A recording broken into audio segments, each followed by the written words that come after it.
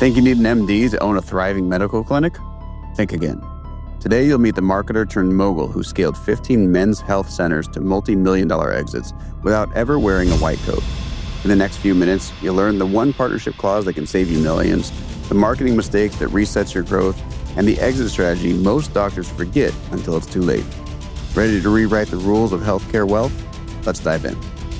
It's the whole process of what percentage of leads turn into patients and what's the process involved to get them there. I see a lot of people make huge mistakes just consistently. Welcome to Angels, Exits, and Acquisitions, the place to learn how to fund, scale, exit, and massively profit as an angel investor or entrepreneur. Brought to you by the Angel Investors Network. And now, here's your host, Jeff Barnes.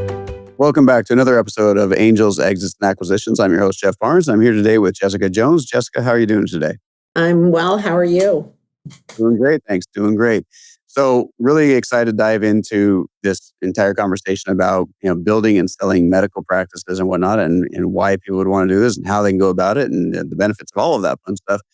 Before we do all of that, why don't we go ahead and start with your background and tell us how you got to where you are today? Sure, absolutely. I'm not the typical traditional path into the medical industry. I come from marketing and was working for pharmaceutical companies, helping to fill difficult studies. And to do that, I was working directly with study sites and then got a reputation for helping doctors grow their practices. And doctors started referring me to doctors and was helping a lot of practices really overcome challenges and grow. And helped several grow from struggling to multiple locations and many millions of dollars.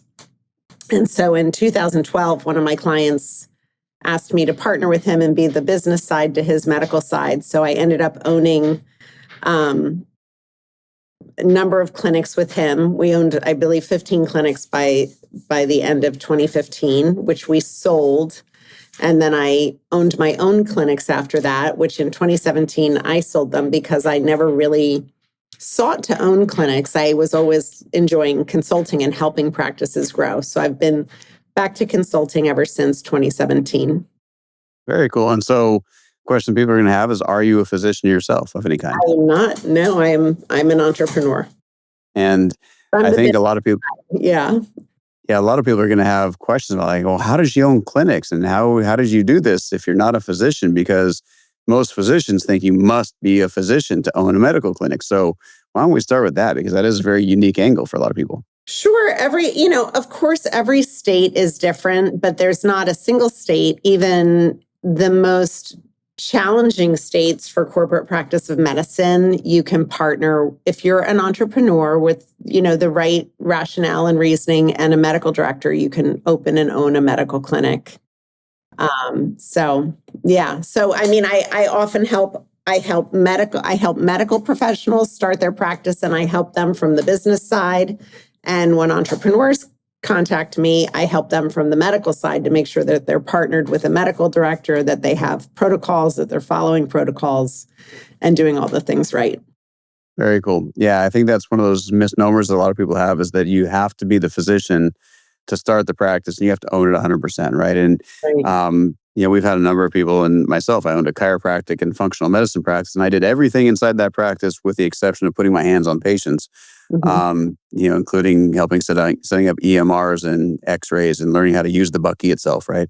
Mm-hmm. All sorts of fun little things. But there's definitely a lot of misunderstandings, misinformation when it comes to what a medical practice is, how they work, MSOs and so on. Yes. So what kind of practices have you been involved with and started and helped yourself? Oh my gosh. I mean, it could be a long, boring list, but, back in the early days, I was helping a lot of different types of practices, whether it be, weight loss, aesthetic, things like that. And the clinics that I owned happened to be men's health clinics that I owned with a partner. And then the clinics that I owned and started on my own were diabetes reversal, weight loss, sexual health clinics. And so since 2017, I've done everything from chiropractic, dentistry, orthodontistry, longevity, blue zones, Mobile wound care is a big, huge one that I've been working on. And then, of course, weight loss, hormone replacement, aesthetics. So Very really cool. across the board, it's kind of interesting and fun to get into these practices, but also help, a lot of cases I'm helping them find a revenue stream that they can add and be passionate about. So I'm really getting to learn a lot about all the new things that are out there and what might make sense for a clinic that's looking for something.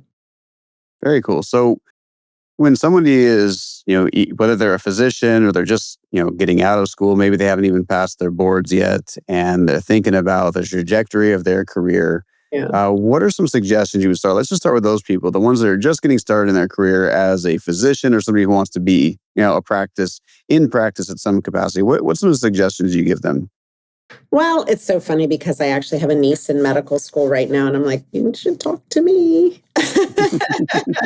But you certainly want to follow your passion and stay involved with what you're passionate about. But you also want to keep kind of your life cycle in mind. Like I see so many physicians who've been working these years, and private equities come in and kind of push them out. And they've got non-competes and things of that nature that prevent them from starting their own practice right away or working for anyone else. And so I do think that it's a great idea to consider things like locum tenens is a great opportunity. Kind of getting to work in different practices and learn a bunch of different things and kind of decide what you really enjoy and learn the business side of things in doing so. That's a great option. I think a lot of a lot of physicians and practitioners are starting to realize there's a real need for direct patient concierge medical care. And there's a lot of opportunities there for if it's the right fit for you. Certainly we need surgeons and we need specialists in each field. So I don't want to tell everybody, start your own business. But for the right physician who's entrepreneurial in nature and interested in that type of practice, I think it makes sense to start thinking about it. We say when you start a business, start with the end in mind. It's hard when you're young and graduating medical school to think, where do I want to be in 30 years? But I think it's a good idea to every year at the end of the year kind of make your plan and say, what have I learned this year? What did I like? What didn't I like? What can I, kind of try and get rid of in my practice or in my workplace? And then try and develop what am I going to be passionate about that I can do? And you don't need to do it full time. You can start a business part-time too. Right. It's really interesting you mentioned that. I want to unpack a few things there. So I haven't heard the word locum tenens in a long time. That's actually how I got my ex-wife to start her business. And eventually, she's making twice what she was making as an employee. And then eventually it's like, hey, we need to have a practice, a facility, because we can do so much more. And that's what we did. We took a practice from 0 to 7 figures in about 3 years. And it was a journey, no doubt about it. But that idea of the locum tenens, which is essentially part-time doctoring or practitioner in certain areas, right? I think that is a great point because one of the things, and correct me if I'm wrong, but what I've seen when you're doing that is that most of these students that come out of school, let's face it, they never learn anything about business, right? They don't learn the first thing about running a business, taxes, tax planning, tax strategies, anything like that. Marketing, sales. Yeah. Sales is like a 4-letter word to anybody who is a, practicing medical student of practically any kind. They think I got the degree, I should get the money now, right? And they forget about this thing called sales and making great offers. And so the ability to do this part-time, I think is a really good opportunity for people because they get to start seeing different modalities, different ways of doing things, and also the ways, if they're paying attention, that the business side of things is run, right? Because you don't really see that when you just become the doctor, the physician, the physical therapist, the dentist, the ortho. You don't really see that if all you're doing is putting your hands on the patients every single day, right? Yeah, absolutely. And, it's funny because when I owned my practices, I would hire locum physicians.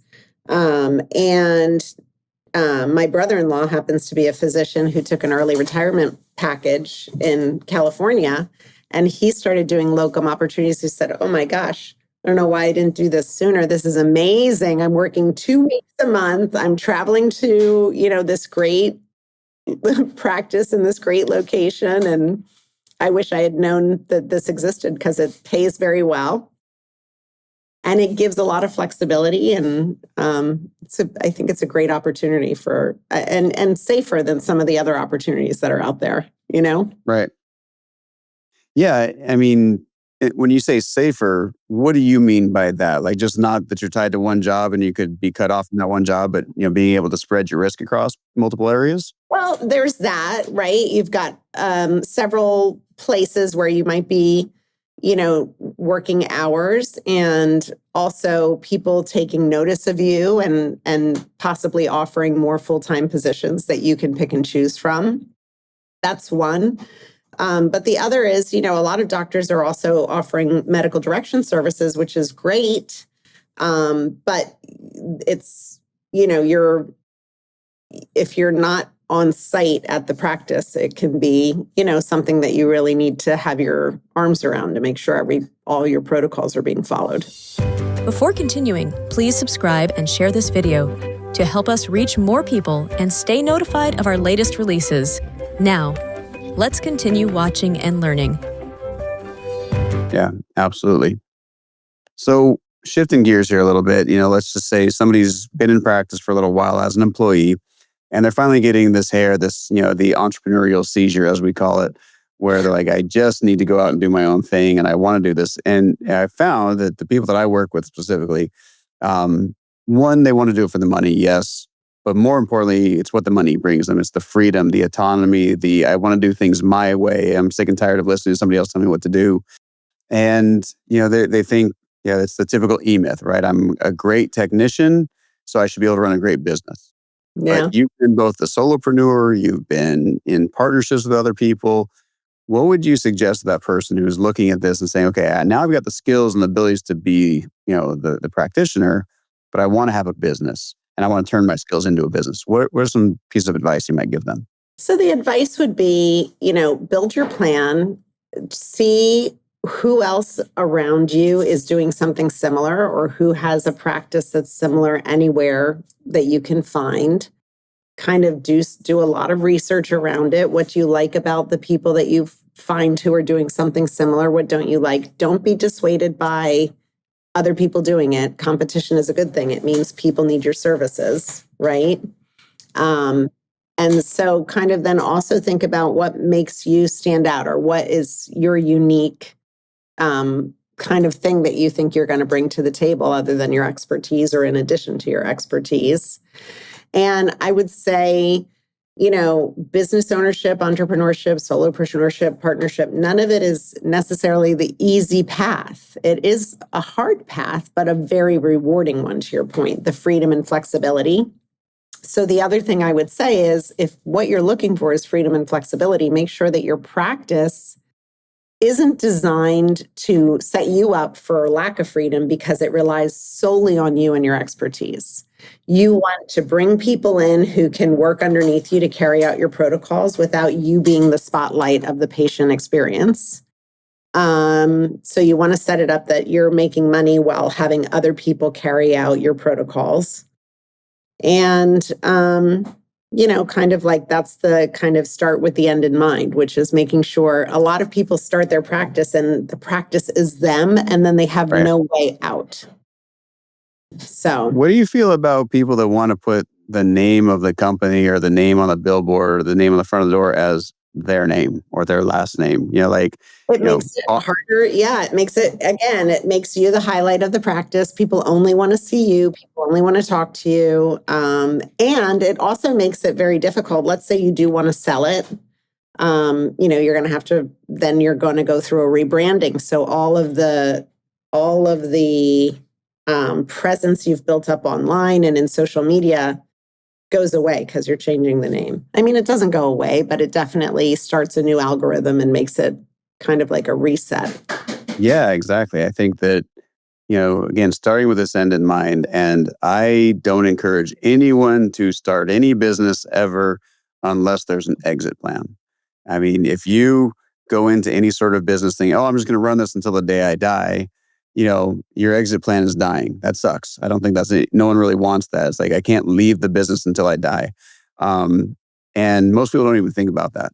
So setting up a business that you're going to say, okay, I want to have an exit strategy in place, whether that's sell to another doctor, whether that's, in the case of tech companies and other companies going public, being acquired by a larger institution, private equity is something you mentioned.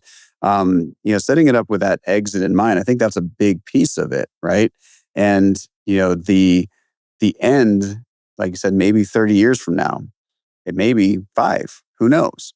But if you don't think about it and you're not thinking through this process and having an advisor and somebody that's gone through this like then it's really hard to think about all the different pieces and parts. Like we work with companies, I'm sure you do too. It's like, oh, I want to sell my business. Great, wonderful. Here's how much it makes. Okay, here's how much it's worth. Great, let's sell it for that much. That means I'm going to get this. And then they completely forget about the fact that there's this thing called the IRS that takes away 20, 30, 40% of their profits. So like, wait, I can't even afford to sell now. Right? Mm-hmm. Have you run across those? Oh yeah. Or the other fact of just, it's not like the marketplace to buy a medical practice, depending on the type of practice is, it's not like it's like, oh, I'm going to put this up and I'm doing so great and somebody's going to buy it right away. It's not like a house sale. There's so much to it. And there's so many practices that aren't built in a way designed to sell. Like the books aren't kept the way they need to be kept to show full transparency for multiple years, showing growth, changes, expenses, what can be cut, what can be kept, how much was really going to the owner. There's a lot that's involved in a sale, and a lot of practices aren't set up with that in mind, right? I'm sure you can speak to this more eloquently than I can. So it's setting yourself up for the sale. You've got to have years of financials available to be reviewed, and they've got to be very complete and accurate and transparent. And the other piece of it is, to your point, the amount that is taken by the IRS. And the other piece of it is usually, you're not always getting the multiple you want, So when somebody really couple of things I recommend to people is, when you hit this profit margin or this amount, you should start looking into, what does it look like to sell if I'm at this point, right? And start to test the waters before you're ever really ready to sell, if that makes sense. And what are some of the common mistakes that you're seeing clients make when it comes to this whole process? Because it is a process. So which process? The starting, the scaling, I'd say with starting with the exit in mind, like we were talking about. Yeah. Like, what are some of the big mistakes that they might do in the very beginning or even along the way that really derail their exit plan? We've already talked about it a little bit, like naming the business not after yourself, making sure that you're not the highlight of the business. The marketing piece of the business is making sure that the clinic has a sustainable flow of leads and a system of how to take those leads through a process from coming into the practice to being, closed into an appointment. And then once they've set an appointment, to be closed into participating as a patient. So a lot of people think like just getting the lead is the thing. It's not. It's the whole process of what percentage of leads turn into patients and what's the process involved to get them there. I see a lot of people make huge mistakes just consistently changing their marketing companies.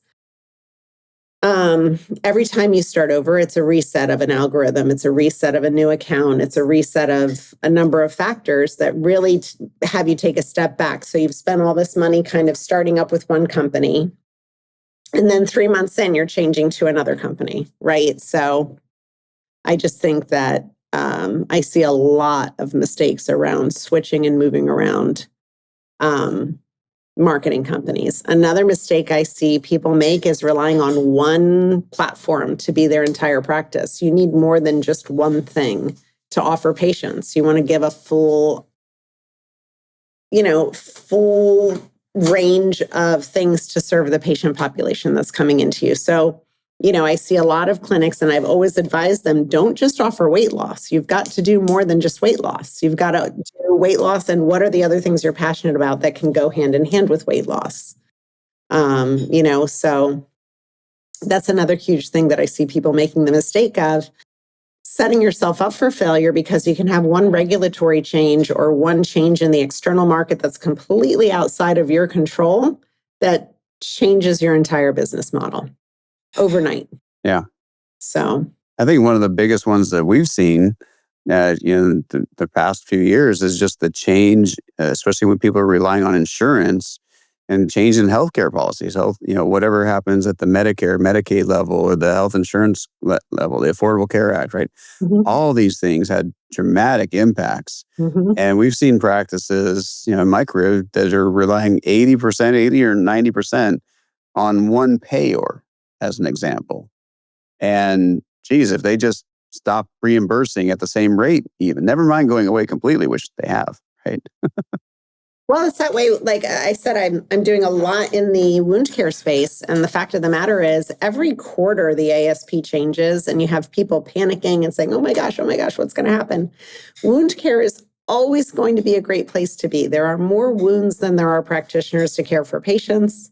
Is it always going to be the way it is today? No, but if you're doing it the right way, you're compliant and you're doing it well, there's always going to be a great opportunity for you in your business in that space. Yeah, Um, absolutely.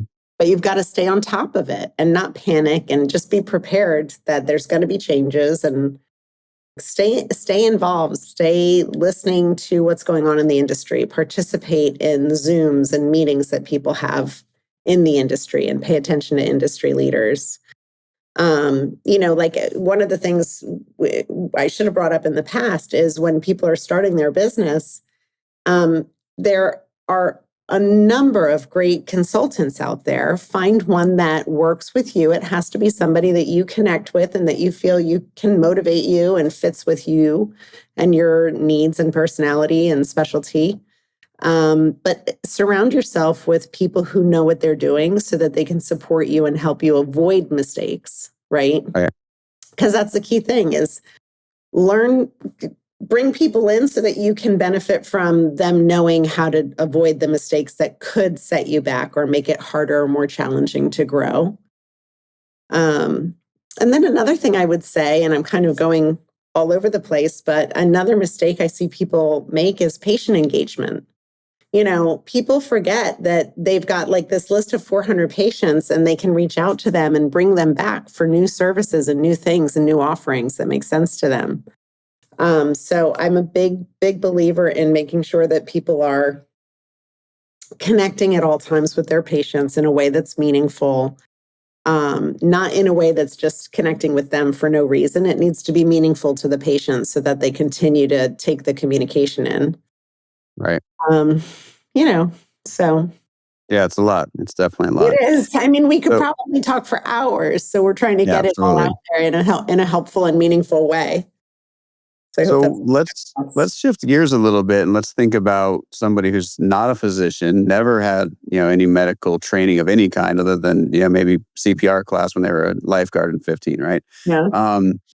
But they're saying, hey, I love this space in, the medical practice world because there's so many different verticals they can be in. I had, for example, a gal that did ketamine therapy, ketamine treatments, red light therapies, holistic style treatments. And, people that are out there that are saying, hey, I want to buy that kind of clinic. What are some things they need to know about if they are not on the healthcare side at all, but they are the business owner mentality? Well, they need to understand every state is different. And so you should look up corporate practice of medicine, CPOM, in your state. What are the rules and regulations? That right there is going to be the first step as an entrepreneur to know, okay, am I in a really strict state? Am I in a state that's pretty open?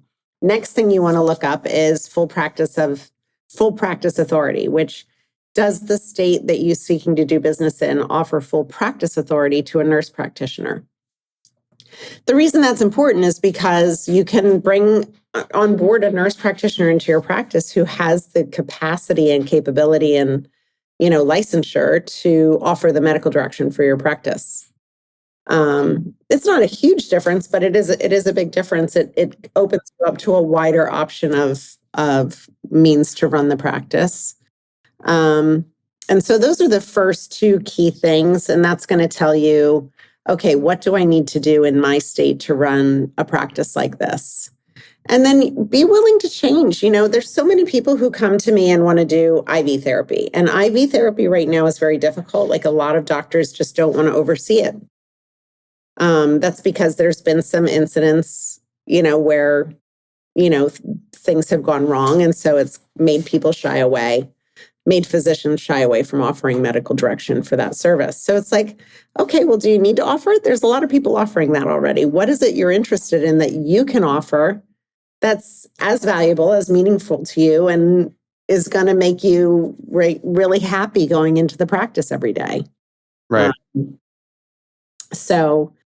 I feel like I got off track there a little bit, but No, I think that you put in some really good gems there as to what people should be looking for. And so, what are ways that people fund these practices, whether they are coming in, and they want to just buy a practice versus start their own? I mean, everybody's a little different. I've worked with people who've done SBA loans.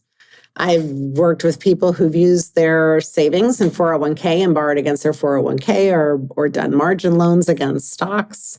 I've worked with people who've gotten, kind of some sort of private equity loan, or brought somebody in to fund the practice as like a silent partner. So it really depends on you, what your financial picture is, what your relationships are with bankers and banking, and some factors like that. Awesome. Yeah, it's across the board, right? As with most things. Fortunately. I mean, I wish there was one answer and say, oh, this is what you do, but it really is it's as unique as every person who wants to own a clinic. Yeah, I would say it'd be doing a disservice to people who think that this is the only way to skin the cat, right? So we don't want to do that. But one thing I do feel that I should mention is people, I think, sometimes go very lightly into partnership. Partnerships should be taken very seriously. If somebody's bringing money to the table, I wouldn't necessarily say immediately, oh, make them a partner or owner. Partnerships are more difficult than a marriage to get out of, right? And a partnership means, depending on percentages, equal say, and it can really make it difficult to grow the practice and scale the business unless you are really in the same page, on the same step as your partner, which I have clients I work with who have great, great, great partnerships. But I also have a lot of people who've suffered to get out of a partnership, and it's brought the business down as a result. You know? Yeah, same. Seen it happen over and over again. I've been a part of that, unfortunately. So, no truer words were said about partnerships. Yeah. So that's good. Well, Jessica, we're about to wrap up our time here, but before we do, I do want to ask you one last question. And that is, after all that you've gone through and all that you've achieved in your career and your life, what, if you could go back in time to yourself when you're just getting started, what is one piece of advice you would love to give yourself as you were getting into this career? Well, as I was getting into this career, one piece of advice I would have given to myself, I don't want to repeat myself, but I would say the partnership thing in this career really impacted me, because I had a business that, if my partner did not want to close locations, but if we had closed locations, the business would have been like 15 times more profitable. And so we ended up getting out of the partnership, and it really, it just was a big eye-opening thing. We were spending a lot of time in mediation and a lot of money in mediation. And so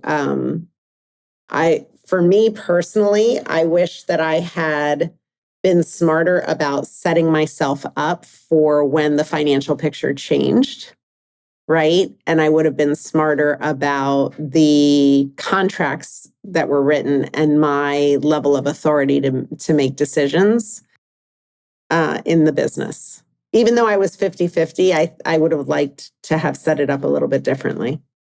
Yeah, isn't that the truth?